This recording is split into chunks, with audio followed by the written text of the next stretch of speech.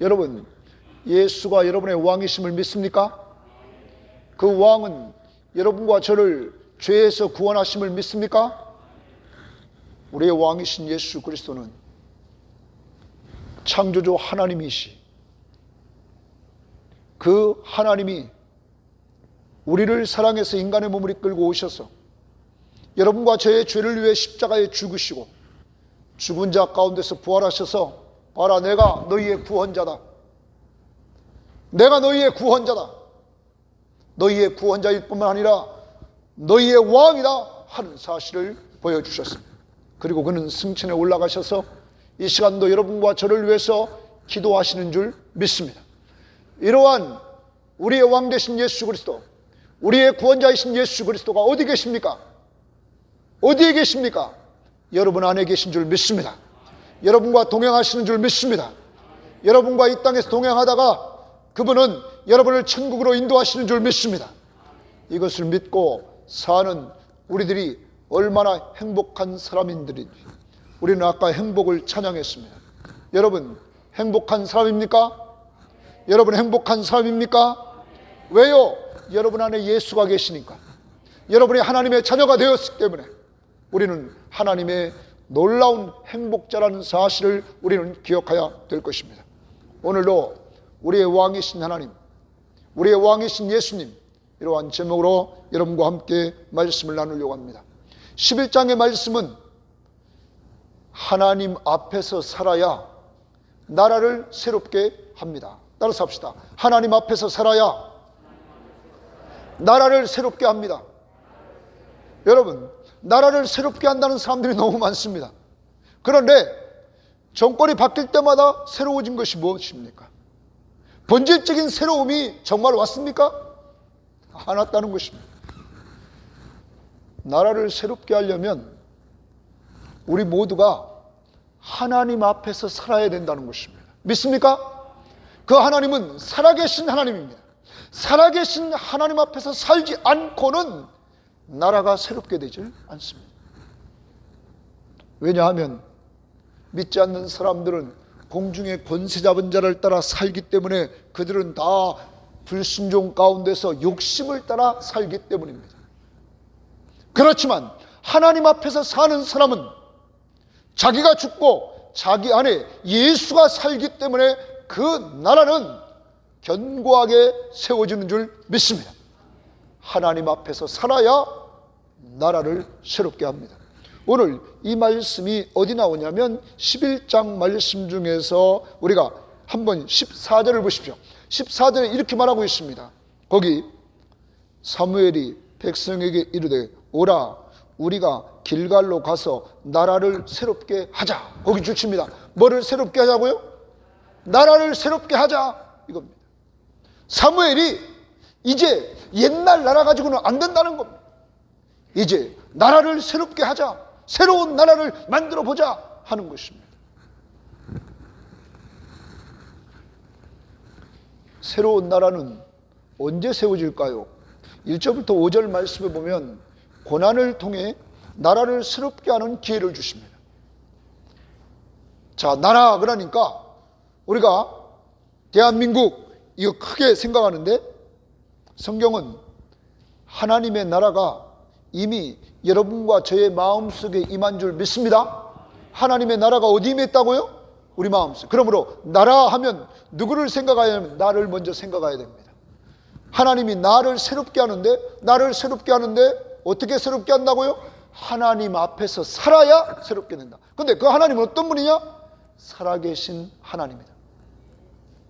살아계신 하나님 앞에서 살아야 나라인 내 마음속에 임한 하나님의 나라가 새롭게 된다는 것입니다. 내가 새로워지고 더 나아가 하나님 나라가 임한 여러분의 가정이 새롭게 되고 이 교회가 새롭게 되고 이 민족이 새롭게 된다는 것입니다. 그런데 그러한 기회는 언제 하나님께서 그러한 기회를 주냐면 어려울 때. 여러분도 가만히 인생을 돌아보십시오.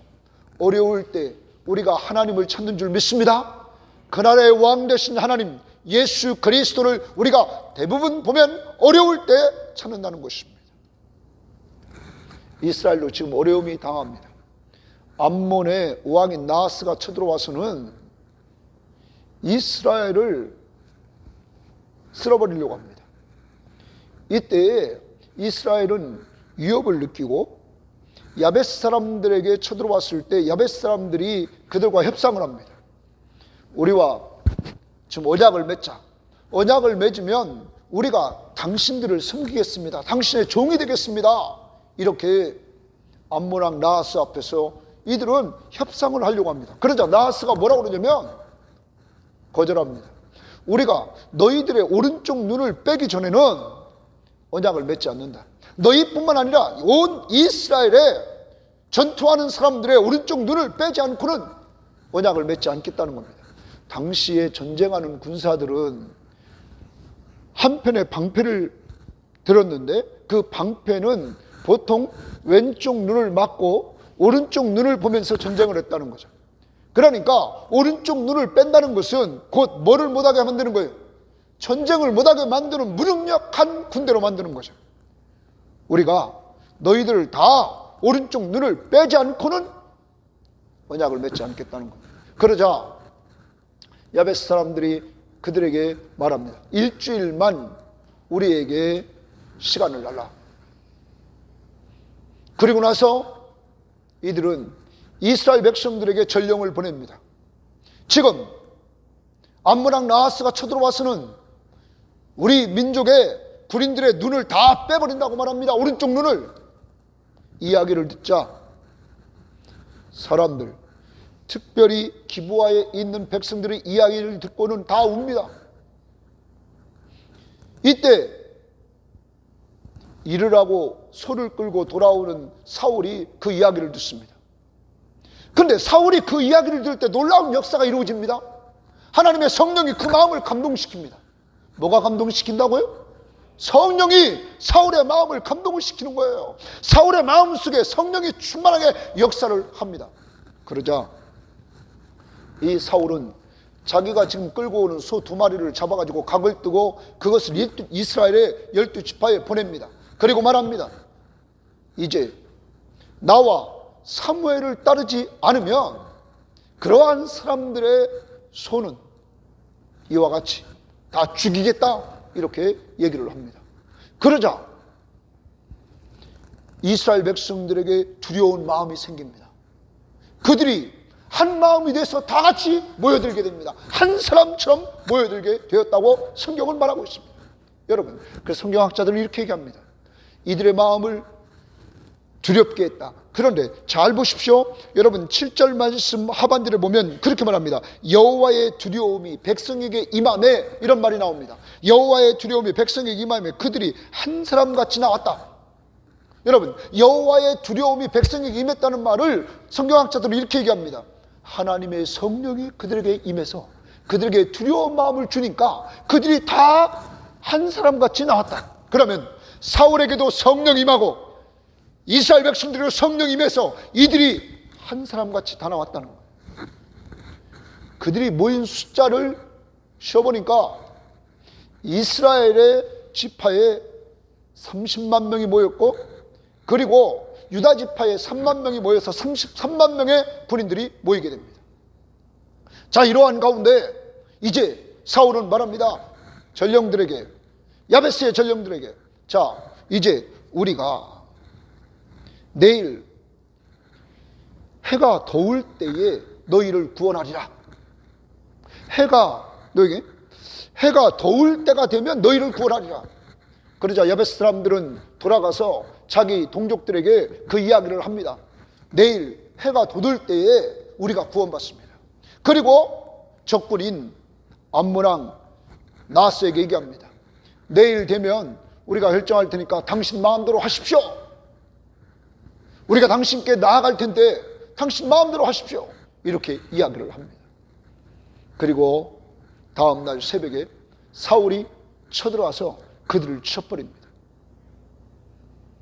이 전쟁에서 사울이 승리하게 되는 사실을 보여주게 됩니다.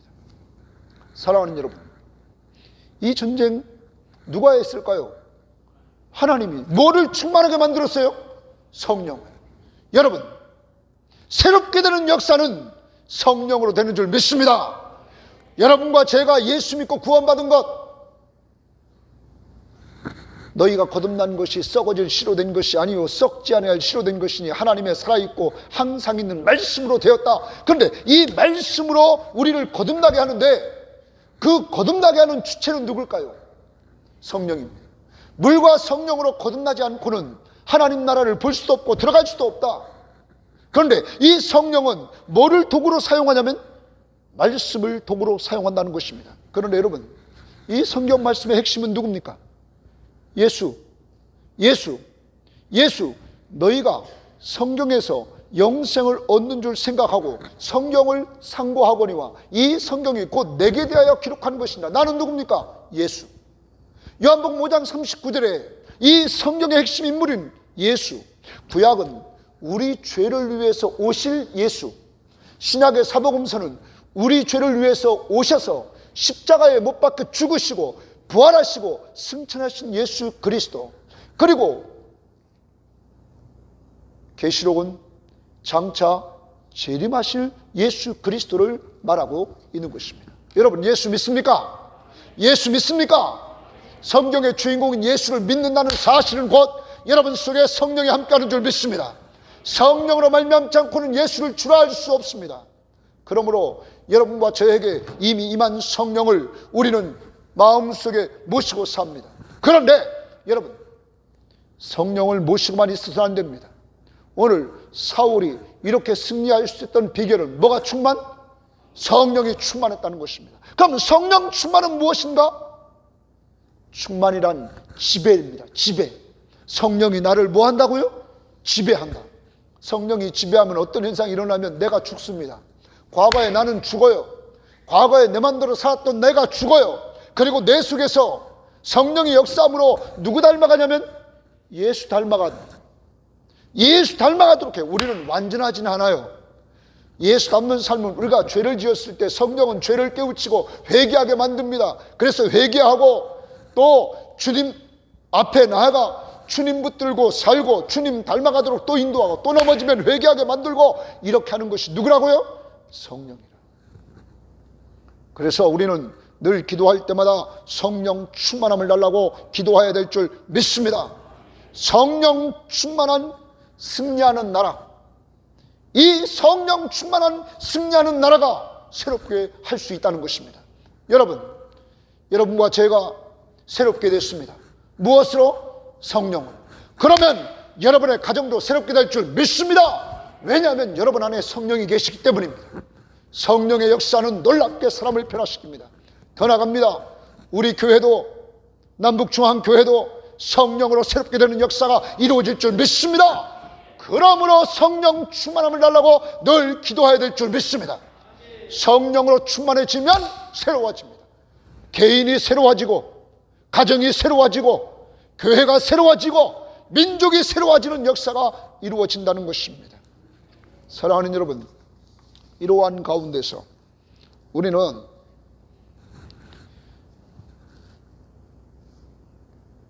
11장의 마지막 부분에서 전쟁을 승리하고 나서 백성이 사무엘에게 말을 합니다. 사울이 왕이 되는 것이 부적절하다고 말한 사람이 누구냐는 거예요. 여러분, 사울을 기름 부었을 때, 사울을 왕으로 세웠을 때 불량자들이 반대를 했죠.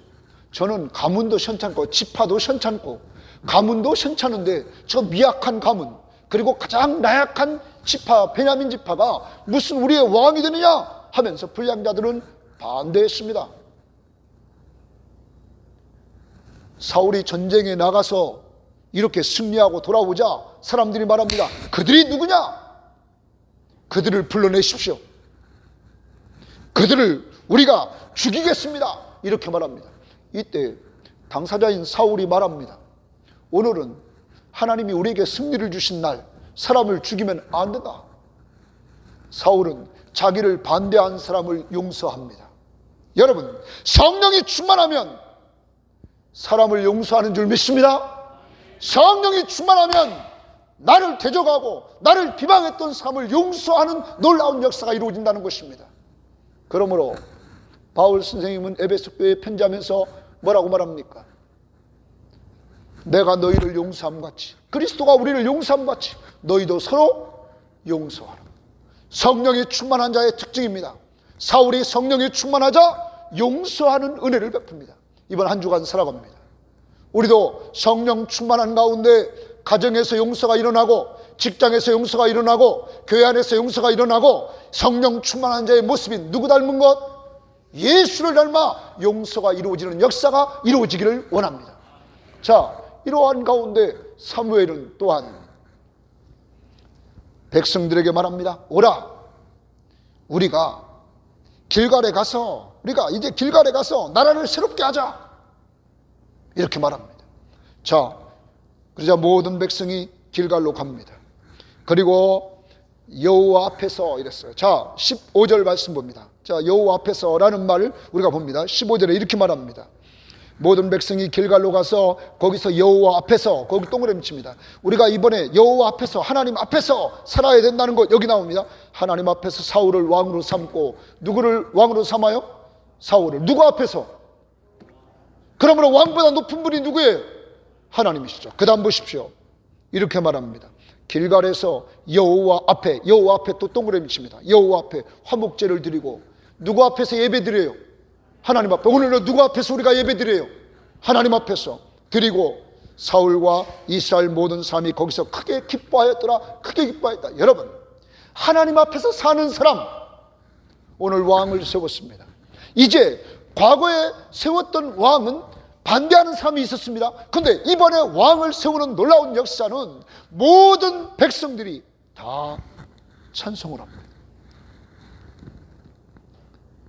성령이 충만하면 사람을 살립니다. 왜? 주님이 증인이라고 명령했기 때문에. 성령이 충만하면 오늘 왕을 세운 것처럼 사람을 세웁니다. 그러므로 사람을 자꾸 내리려고 하지 말고 사람을 죽이려고 하지 마십시오. 성령이 충만하면 사람을 살립니다. 그리고 사람을 세워줍니다. 왕으로 세웁니다. 더 나갑니다. 그들이 모여 예배합니다. 오늘도 여러분, 이 시간 우리가 예배합니다.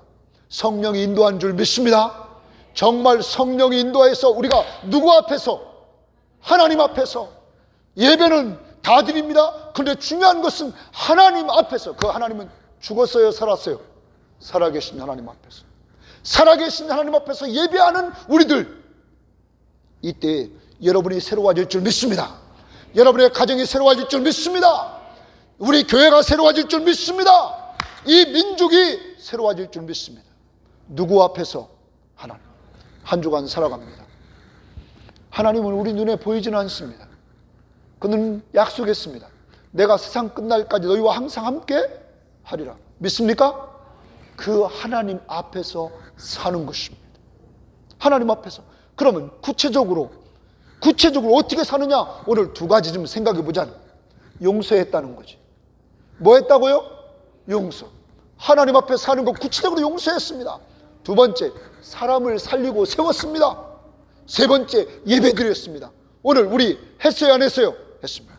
오늘도 기도해야 됩니다. 여러분 가정에 믿지 않는 심령들을 살려야 될 줄 믿습니다. 여러분 또한 살린 사람을 온전히 세워달라고 기도해야 될 줄 믿습니다. 이래서 우리가 산단 말, 한 주일 동안 다른 거 없습니다. 이 출발은 뭐가 충만해야 돼요? 성령. 이 시간 찬양합니다. 내가 매일 기쁘게. 191장 우리 박수 치면서 찬양합니다. 내가 매일 기쁘게. 한 주일 동안 우리가 기쁘게 살아야 됩니다. 뭐가 충만해서? 성령이.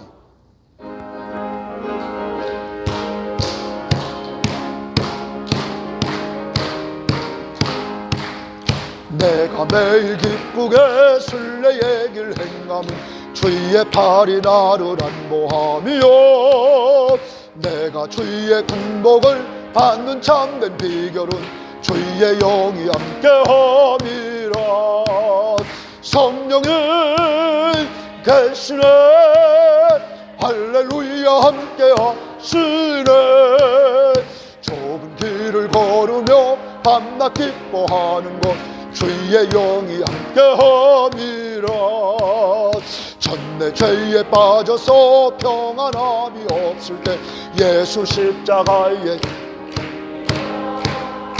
그 발 아래 엎드려 참된 평화 얻음은 주의 영이 함께함이라면 성령은 계시네 할렐루야 함께하시네 좁은 길을 걸으며 밤낮 기뻐하는 것 주의 영이 함께함이라 나와 동행하시고 모든 염려하시니 나는 십자가의 비다 내가 기쁜 마음으로 주의 뜻을 행함은 주의 영이 함께함이라면 성령은 계시네 할렐루야 함께하시네 좁은 길을 걸으며 밤낮 기뻐하는 것 주의 영이 함께함이라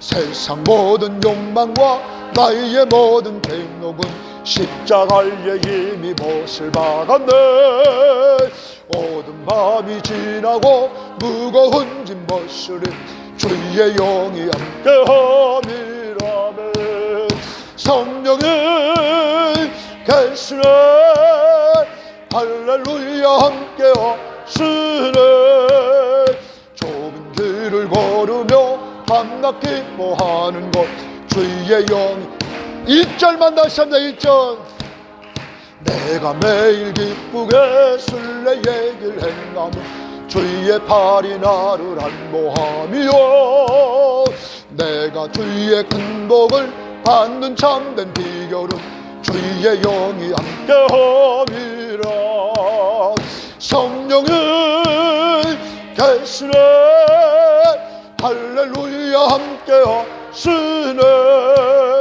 좁은 길을 걸으며 밤낮 기뻐하는 것 주의 영이 함께함이라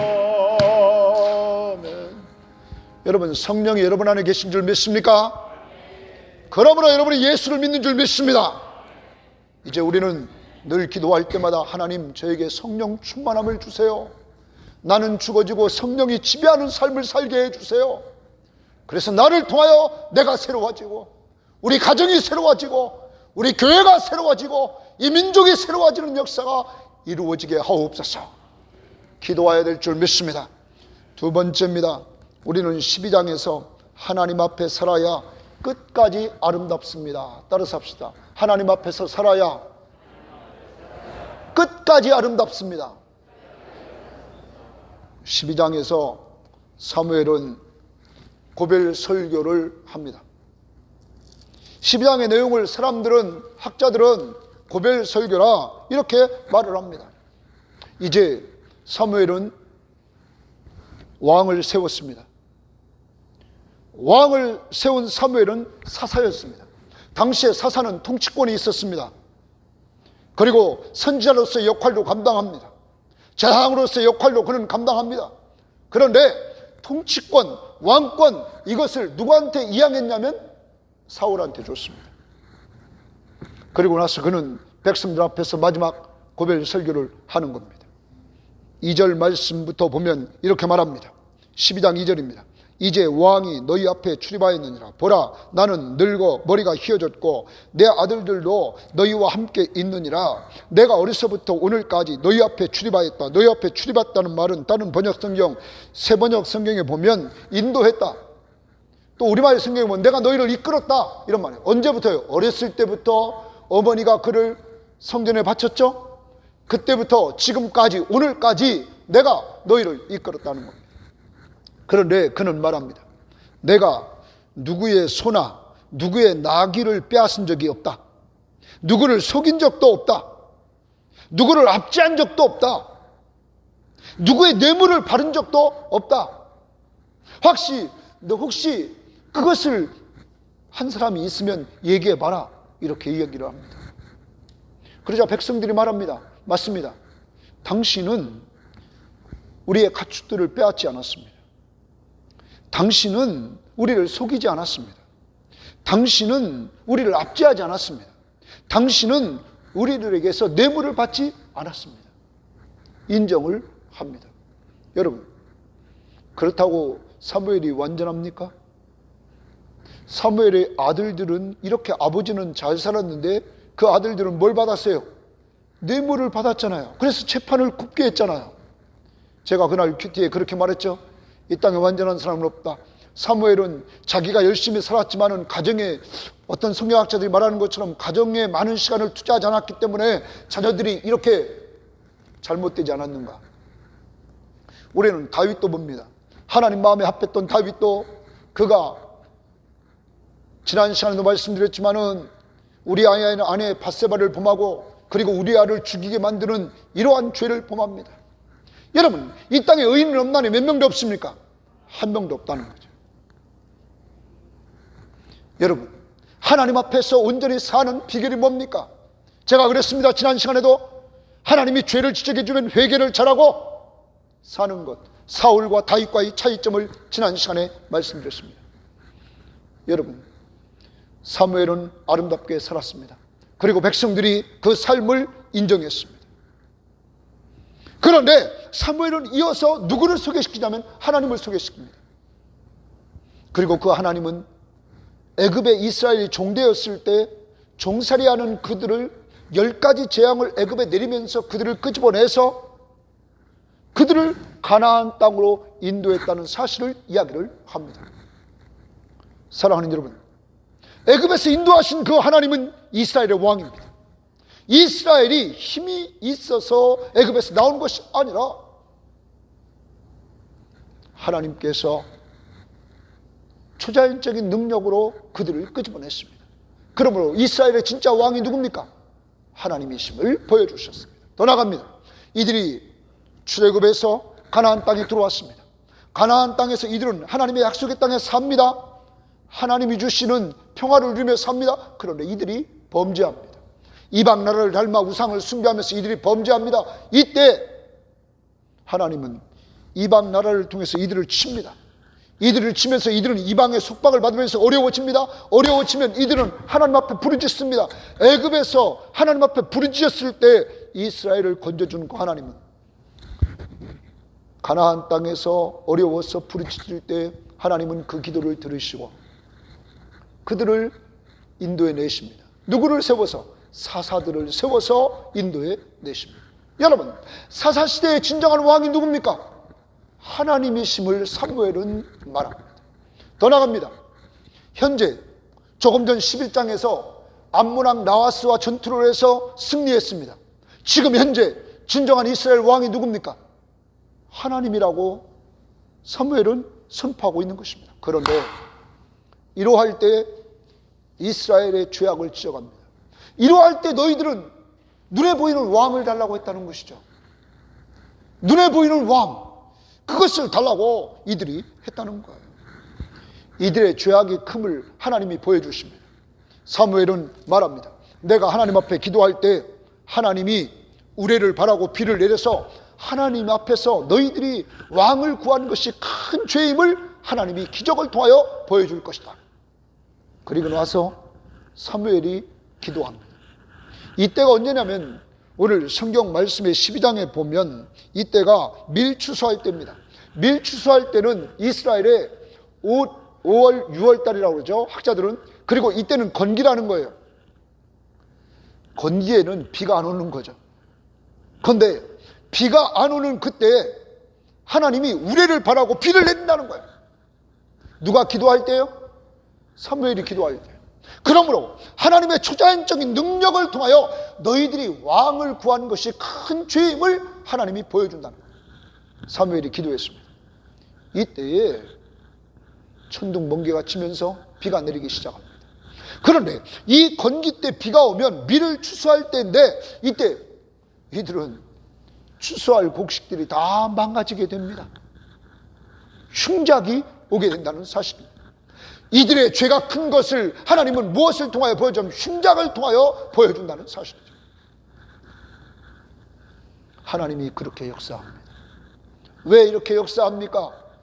이들이 하나님 진정한 왕이신 역사를 통하여 출애굽 때 보여주었고 사사시대 때 보여줬고 지금도 암몬과의 전투에서 보여준 그 진짜 왕인 하나님을 버리고 눈에 보이는 왕, 이방 사람들처럼 눈에 보이는 왕을 구했던 이들이 죄악이 얼마나 큰지를 하나님이 보여주셨던 것입니다. 사랑하는 여러분, 하나님 앞에 큰 죄가 있습니다. 그 죄는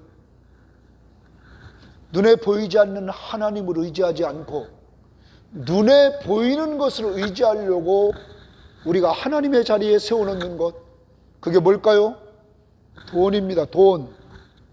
그게 뭘까요? 눈에 보이는 왕인 사람입니다. 사람. 돈 의지하고 사람 의지하고 더 나갑니다. 오늘 이 시대에 명예와 권세를 의지하려고 하는 이러한 사람들이 얼마나 많이 있습니까? 하나님은 우리 모든 주의 백성들이 하나님이 왕이심을 의지하고 살기를 원하는 것입니다. 그것을 하나님이 가장 기뻐하는 것입니다. 하나님의 자리에 다른 것이 올라갈 때 하나님은 그것이 큰 죄악임을 알려주시는 것입니다. 그러면서 이들에게 이렇게 우레를 내리고 비를 내렸더니 이들이 하나님 앞에서 회개합니다. 우리가 하나님 앞에 악을 행했고 또한 왕을 구한 죄를 더했습니다 하면서 이들이 죄를 고백하면서 회개합니다. 그러면서 이들이 사무엘에게 요구합니다.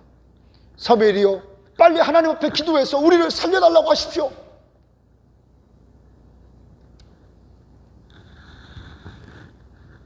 이때 사무엘이 말합니다. 두려워하지 말라. 백성들을 위로합니다. 두려움에 떨고 있는 백성들에게 사무엘은 두려워하지 말라 하면서 위로를 해줍니다.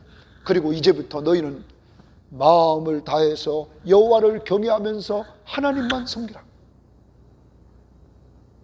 이 말이 3번씩 나옵니다. 한번 보겠습니다. 12장에 보면 12장 14절을 보십시오. 이렇게 말합니다. 너희가 만일 여호와를 경외하며 그를 섬기며 됐습니다. 여호와를 경외하며 그를 섬기며 그리고 순종하라 이렇게 말합니다. 순종하라. 그러면 하나님께서 역사하신다. 또한 우리가 20절 말씀 보십시오. 20절 말씀 하반절에 그렇게 말합니다. 오직 너희의 마음을 다하여 여호와를 뭐하라? 섬기라. 여호와를 섬기라. 그리고 23절을 보십시오. 이렇게 말을 합니다. 24절입니다. 24절 하반절입니다. 보면 너희는 여호와께서 너희를 위하여 행하신 큰 일을 생각하여 오직 그를 경외하며 너희 마음을 다하여 진실이 섬기라. 경외하며 하나님을 섬기라. 사랑하는 여러분, 이제 오늘 우리는 우리의 죄악을 고백할 뿐만 아니라 어떻게 하면 우리가 하나님 앞에서 끝까지 잘 살 수 있을까? 사무엘처럼까지 잘 살 수 있을까? 그 비결은 다른 거 아닙니다. 24절의 핵심입니다. 24절, 자, 잘 봅니다. 너희는 여호와께서 너희를 위하여 행하신 그 큰 일을 생각하여, 거기 그 큰 일을 동그라미 치고 생각하여 주십니다. 뭐하며 살아야 된다는 거예요? 생각하며 살아야 된다는 거. 무엇을 생각하느냐? 하나님이 행하신 그 큰 일. 그러면 잘 봅니다. 12장에서 하나님이 행하신 그 큰 일, 사무엘의 설교를 보면 첫 번째 출애굽 사건입니다. 그럼 우리로 말하면 내가 구원받은 일입니다. 여러분 구원받았습니까? 여러분 예수 믿습니까? 예수 믿고 구원받았습니까? 그때를 잃어버리지 말라는 거예요. 그때를 생각하라는 거예요. 나 같은 죄인을 구원해 주신 그때를 생각하라는 거예요. 두 번째, 사사시대입니다. 사사시대는 구원받은 백성들을 하나님의 땅으로 집어넣고 하나님이 그것까지 인도하시고 돌보십니다. 여러분, 하나님이 여러분을 인도하십니까? 하나님이 지금까지 돌보셨습니까? 오늘로 이 자리에 인도하셨습니까? 오늘로 예배케 하셨습니까? 이 은혜를 기억하라는 거예요. 구원의 은혜, 인도하신 은혜, 돌보신 은혜, 이걸 기억하라는 거예요. 이걸 생각하는 거예요. 자, 이런 은혜를 생각하면서 하나님만 경외하고 하나님만 섬기라는 거예요. 신학적으로 말합니다. 누구만 섬기는 우리 집? 예수만 섬기는 우리 집. 우리의 구원자시며 우리의 왕이신 예수를 두려워하며 예수만 섬기는 우리들이 되기를 원한다는 거예요. 그런데 다른 종교처럼 무조건 두려움으로 무서워서 섬기는 것이 아니라 하나님은 먼저 여러분과 저에게 사랑을 베풀어 주시고 은혜를 주신 줄 믿습니다. 누구를 통하여? 예수 그리스도를 통하여 그가 죽기까지 우리를 위해서 십자가에 순종하셨어요. 우리를 죄에서 구원해 주셨고, 구원받은 이후에 지금까지 우리를 인도하시고 돌봐주셔서 여기까지 오게 하셨다는 거예요. 그러면 앞으로도 인도해요, 안 해요? 믿습니까? 너는 마음을 다해 여호와를 신뢰하고 내 명철을 의지하지 말라. 너는 범사에 그를 인정하라. 그러면 내 길을 지도하시리라. 믿습니까? 주님을 온전히 신뢰함으로 나가라. 그러면 주께서 너희를 인도하신다. 이제 우리는 과거 잘 사는 것만 얘기하지 맙시다. 오늘만 잘 사는 것 그거로 끝나지 맙시다. 마지막까지 잘 살아야 되는데, 마지막까지 잘 살려면 주님이 베푸신 은혜를 생각하며 오직 예수만 경외하고 예수만 섬기는 귀한 삶이 있기를 원합니다. 그것이 곧 우리가 마지막까지 잘 사는 거예요.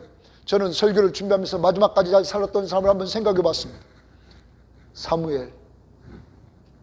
또한 신약에서 사도 바울이 디모데후서 4장에서 나의 달려갈 길을 다 마치고 선한 싸움을 싸우고 믿음을 지켰으니 이제후로는 나를 위해서 의의 면류관이 예비되었다. 그러면 하나님 앞에 섭니다. 순교의 자리에 들어갑니다. 예수님이 십자가 위에서 뭐라고 마지막 기도합니까? 다 이루었다. 뭐를 이루었다? 다 이루었다. 하나님이 나를 향하신 하나님의 뜻을 다 이루었다. 우리의 구원 사역을 다 이루었다. 그래서 그는 십자가에 죽으십니다. 여러분, 이제 남은 생에 우리 잘 살아봅시다. 잘 사는 비결은 다시입니다. 하나님이 베푸신 은혜를 늘 뭐하면서? 생각하며 삽시다. 구원의 은혜, 인도해 주신 은혜, 그리고 돌봐주신 은혜, 그리고 이제 예수만 경외하고 예수만 섬기는 여러분과 여러분 가정이 되기를 바랍니다.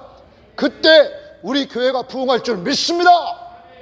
그 출발점은 아주 미약하다는 거예요. 그래서 하나님 앞에 섰을 때 우리 잘했다 칭찬받는 사람들이 됩시다. 이 시간 찬양합니다. 우리가 찬양할 때 해같이 빛나리 우리 찬양합니다.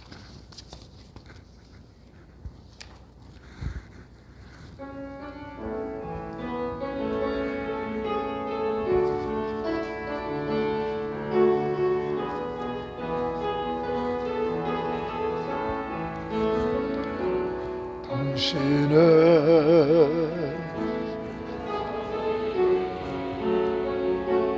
전국에서 해같이 빛나리 당신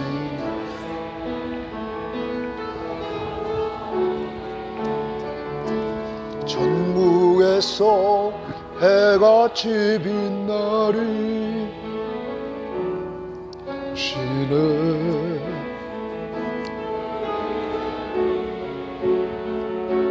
전국에서 해같이 빛나리 당신의 그 성령이 전국에서 해같이 빛나리 주님이 기억하신 자를 주님 사랑으로 가득한 모습 전혀도 흠모하는 아름다운 그 모습 전국에서 해같이 빛나리 그 마지막에 아름답게 그 말이 나오죠. 그죠? 아름답게.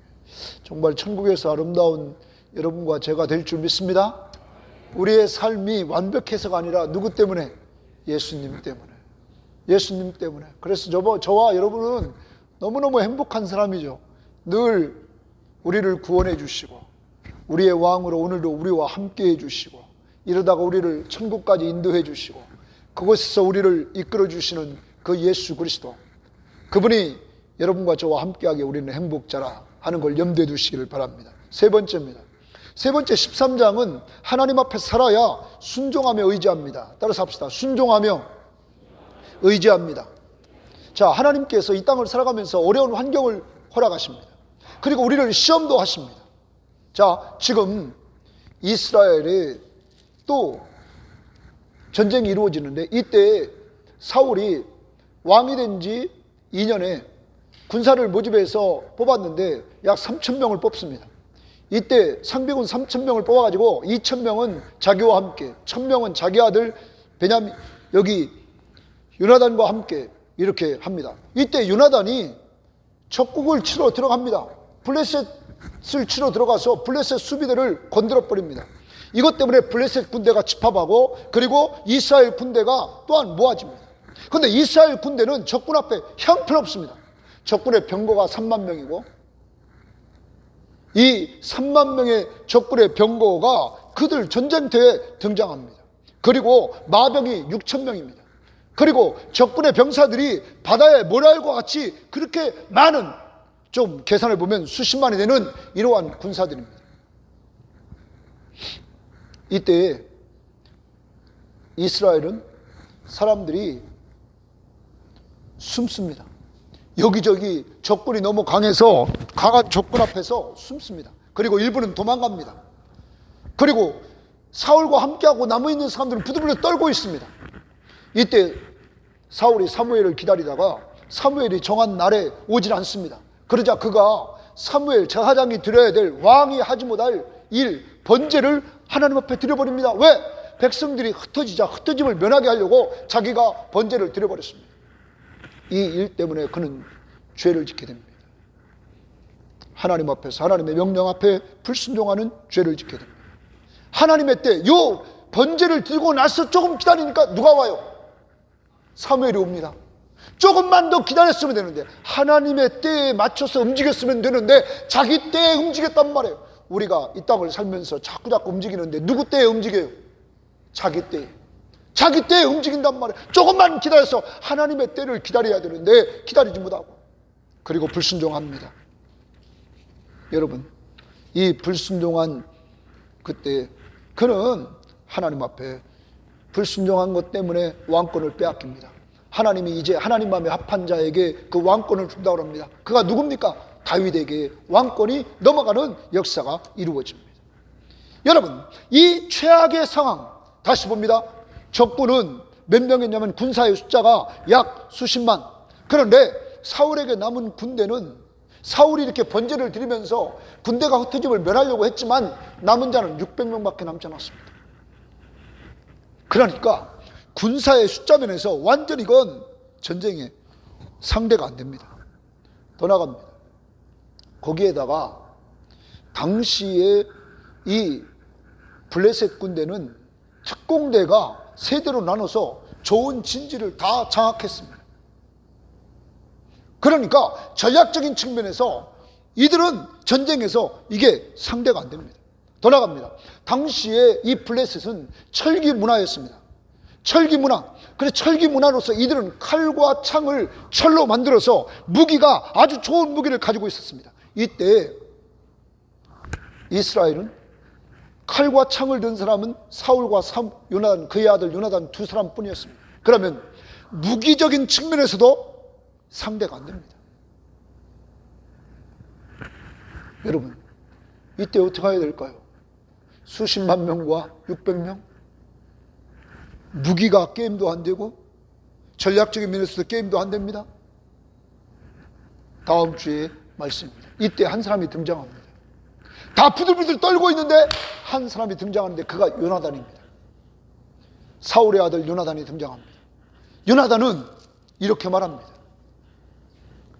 하나님이 우리를 위하시면, 하나님이 우리를 위하여 일하시면 우리가 이긴다. 여호와의 구원은 사람의 숫자에 많고 적음에 있지 않다. 여러분 14장 6절을 보십시오. 거기 보면 중반절에 이렇게 말합니다. 이 할례받지 않은 자들에게로 건너가자. 여호와께서 우리를 위하여 일하실까 하노라. 누구를 위해 일하여? 우리를 위해. 그러면 이 말은 무슨 말이냐면 하나님만 일하시면 된다. 상황을 보지 말고 누구를 의지하는 거예요? 하나님. 하나님 중심으로 그는 나갑니다. 하나님이 우리를 위하시면, 우리를 위해서 일하시면 우리가 이긴다. 다른 번역 성경에 보면 뭐라고 그러냐면 하나님이 우리를 도와주시면 이긴다. 누가 도우면요? 하나님. 믿습니까? 하나님이 도와주시면 이긴다. 그리고 요나단이 전쟁터에 들어갑니다. 이때 누가 따라가면 그의 무기된 사람 2명이 따라갑니다. 이것이 이 전쟁의 이김의 시발점이었습니다. 사랑하는 여러분, 이때 하나님은 이들이 나가자 적군이 무너집니다. 무너진 적군을 툭툭툭 치고 들어갑니다. 하나님이 떨림의 역사가 이루어져서 적군들은 떨리고 난립니다. 자기들끼리 나중에 죽입니다. 이러자 저쪽 편에 섰던 히브리 사람들이 돌아옵니다. 숨었던 사람들이 돌아옵니다. 이 전쟁에서 승리하는 놀라운 역사가 이루어집니다. 그 시발점이 누구였냐면 요나단이었습니다. 하나님 중심적인 믿음, 하나님 중심적인 믿음. 오직 전쟁은 누가 하는 거예요? 하나님. 이제 여러분과 제가 한 주일을 살아갑니다. 하나님이 도와주시면 승리할 줄 믿습니다. 여러분, 전쟁의 승패는 하나님께 달려 있습니다. 우리 교회도 마찬가지입니다. 남북중앙교도 마찬가지입니다. 믿음의 사람, 요나단과 같은 사람이 있으면 놀라운 번창이 이루어질 줄 믿습니다. 그 출발은 한 사람이었습니다. 요나단 한 사람. 여러분, 하나님 중심의 믿음의 사람 한 사람, 이 한 사람이 자기 살고 가정 살리고 조국을 살리는 놀라운 역사를 이루었다는 것입니다. 하나님은 어떤 분이십니까? 도와주시는 분입니다. 하나님은 우리의 피난처시요 힘이신, 환난 중에 만날 큰 도움이시라. 믿습니까? 내가 산을 향하여 눈을 들리라. 나의 도움이 어디서 올까? 나의 도움은 천지를 지으신 여호와에게서 와요. 자꾸 상황을 보지 말고 주님을 바라봐야 될 줄 믿습니다. 그분이 도와주신다. 마태복음 15장에 보면 헬라 여인이 하나 있었습니다. 그 여인에게 딸이 있었는데 그 딸은 귀신이 들렸습니다. 귀신 들린 그 딸, 예수님이 그곳에 오셨다는 소식을 듣고 예수님에게 나갑니다. 근데 예수님이 반응을 하지 않습니다. 소리를 질러 반응하지 않습니다. 제자들이 말합니다. 예수님, 저 여인이 당신을 찾고 있습니다. 예수님께서 말합니다. 내가 이스라엘의 잃어버린 자를 찾으러 왔지 다른 사람 찾으러 온 것이 아니라 말합니다. 이때 이 여인이 다시 말합니다. 주여, 나를 도와주소서. 주여, 나를 도와주소서. 따라서 합시다. 주여, 나를 도와주옵소서. 이 여인이 말했던, 제가 성구사전을 찾아보니까 도왔다라는 말을 찾기 위해서 찾아보니까 이 부분이 나옵니다. 주여, 나를 도와주옵소서. 이 여인이 이렇게 말합니다. 그러자 예수님 말합니다. 내가 이스라엘의 잃어버린 자를 찾으러 왔지, 너희들 이방인들, 개 같은 이방인들을 내가 도로 오지 않았다. 그러자 이 여인이 말합니다. 주님, 개들도 주인의 상에서 떨어지는 부스러기를 먹나이다. 예수님 말합니다. 내 믿음이 훌륭하다. 네가 원하는 대로 될지어다. 그리고 마가복음에 보면 동일한 사건이 네 딸에게서 귀신이 나갔다. 예수님이 선포합니다. 집에 돌아갔습니다. 집에 돌아갔더니 그 딸에게서 뭐가 나갔어요? 귀신 나갔어요. 주님이 도왔습니까? 안 도왔습니까? 주님이 도왔습니까? 안 도왔습니까? 주님은 여러분과 저를 도와주시는 분인 줄 믿습니다. 이번 한 주간도 살아갑니다. 세상이 도울 수 없는, 이제까지 세상에서 도움받지 못한 이 귀신 들린 딸을 주님이 도왔습니다. 로마서 8장에서 우리들에게 말합니다. 성령은 우리 연약함을 도와주신다. 믿습니까? 성령은 여러분의 연약함과 저의 연약함을 아시고 다 도와주신다. 이제 한 주일을 살아갑니다. 성령만 도웁니까? 바울은 사도행전에서 설교하면서 이렇게 말합니다. 나를 도우시는 하나님, 성부 하나님도 도와주시고 성자 예수도 도와주시고 성령 하나님도 도와주시는 삼위일체 하나님은 여러분과 저를 도와주시는 분인 줄 믿습니다. 이제 그분 앞에서 한 주일을 살아갑니다. 이제 우리는 성령 충만함을 달라고 기도해서 나를 새롭게, 가정을 새롭게, 교회를 새롭게, 이 나라를 새롭게 해야 될 줄 믿습니다. 그분은 우리가 기도할 때 도와줄 줄 믿습니다. 더 나갑니다. 우리는 지금까지도 살아왔는데 남은 인생길 더 아름답게 살아야 될 줄 믿습니다. 하나님, 사무엘처럼, 바울처럼, 예수님처럼 하나님의 은혜를 생각하며 살게 하시고, 그리고 오직 주만 경외하며 주만 섬기며 살아서 마지막까지 아름다운 삶을 살게 하옵소서. 주여, 이제 도와주시옵소서. 우리를 도와주시옵소서. 다 같이 기도합니다. 우리를 도와달라고 다 같이 한 목소리로 기도합니다. 기도하겠습니다. 하나님 아버지 감사합니다. 주여 도와주시고 주님 인도해 주시고 주님 역사해 주셔서 하나님 앞에서 정말 우리를 다시 한번 돌아볼 수 있는 은혜를 베풀어 주시고 주님 인도해 주심을 감사합니다. 아버지 하나님이 아버지 하나님 꼭 붙잡아 주시고 주님 인도해 주셔서 주님 안에서 정말 우리가 하나님 앞에서 오늘 살아가기를 원합니다. 아버지 하나님이 아버지 하나님이 아버지 하나님이 아버지 하나님 도와주시고 인도해 주셔서 정말로 하나님 앞에서 온전히 심령 되기를 원합니다. 아버지 하나님, 아버지 하나님이 아버지 하나님이 아버지 하나님이 아버지 내 자신이 새로워지시고, 아버지 하나님의 아버지 우리 가족이 새로워지시고, 우리 교회가 새로워지고 이 민족이 새로워지는 역사는 성령 충만함인 줄 믿사옵니다. 하나님, 성령의 충만함을 연립해 주시고 좀 인도해 주시기를 원합니다.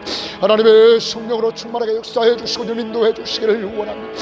하나님의 성령으로 충만하게 역사해 주시고 인도해 주셔서 아버지 하나님의 성령의 충만한 역사로 말미암아 옆에 살기를 원합니다. 하나님 아버지 도와주시고 하나님 인도해 주셔서 아버지 하나님 앞에서 아버지 앞에서 정말 온전히 걸어갑니다. 인생을 마지막까지 살기를 원합니다. 사무엘처럼 아름답게 살기를 원합니다. 하나님의 바울처럼 아름답게 살기를 원합니다. 예수님처럼 날 입었다고 살기를 원합니다. 그리고 정말 주님의 베푸신 은혜를 기억하며 살기를 원합니다. 생각하며 살기를 원합니다. 아버지 하나님의 아버지 여호만 면서 온전히 아버지 하나님의 주만 바라며 주만 섬기기를 원합니다. 오 주여, 성령 충만함을 연립해 주시고 인도해 주셔서 하나님 앞에서 온전한 역사 이루어질 수 있도록 인도해 주시기를 원합니다. 하나님 아버지 도와주셔서 우리를 도와주시는 역사가 기도할 때 도와주실 줄 믿사오니 오 주여 도와주시고 인도해 주셔서 때를 따라 도와주시는 은혜를 주 안에서 받기를 원합니다. 우리가 정말 이렇게 보입니다. 하나님이 도와주셔서 하나님 인도해 주셔서 아름다운 모임이 되게 하시고 하나님 앞에 온전하신 영광을 받을 수 있는 귀한 은혜의 역사가 이루어지기를 원합니다. 하나님 도와주시고 하나님 인도해 주셔서 하나님의 귀하신 역사를 온전히 이루어질 수 있도록 인도해 주시옵소서. 오 주여 도와주시고 주님 이끌어 주셔서 주님 앞에 놀라우신 영광을 이루실 수 있는 귀한 은혜를 베풀어 주시고 인도해 주시옵소서. 지금은 우리 주 예수 그리스도의 은혜와 하나님의 사랑하심과 성령의 교통하심이 성령 충만함을 간절히 사모하며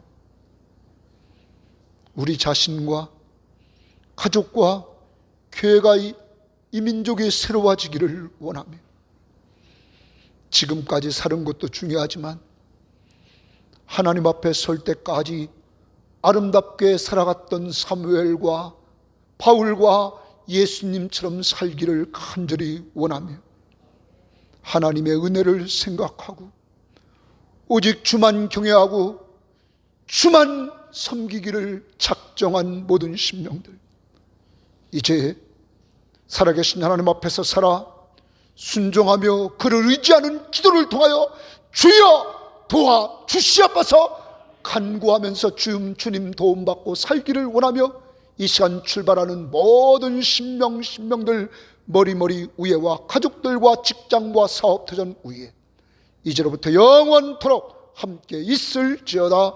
아멘.